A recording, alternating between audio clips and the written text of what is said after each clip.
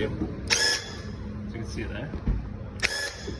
So what that is, so every tip when you buy a new tip has what's called a seat and saddle in it. It's like a little rubber and metal seat and saddle. After so many liters, it actually wears a little cavity in it. And then what happens is it actually creates a bit of a suction when you're spraying it and causes a spit. So every tip when you buy a new tip comes with a seat and saddle. So what I'm going to do now is I'm just going to swap the tip bases because that's got a new one in it.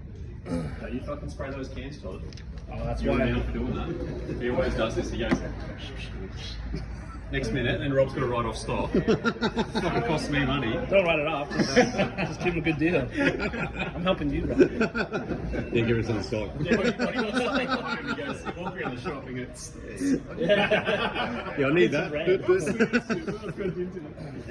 So all I've done.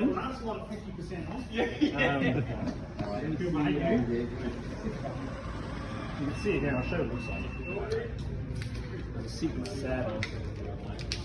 Oh, by the way, that's the new neon tips. But you can see that's the seat and saddle.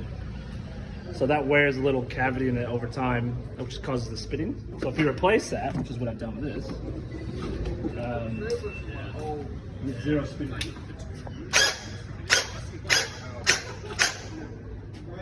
See that? Oh yeah. So that's all just from changing that seat and saddle. So a lot of guys, they'll love it first off the rank. It could be, this has only done 40, 50 liters. So the tips, they reckon, will last sort of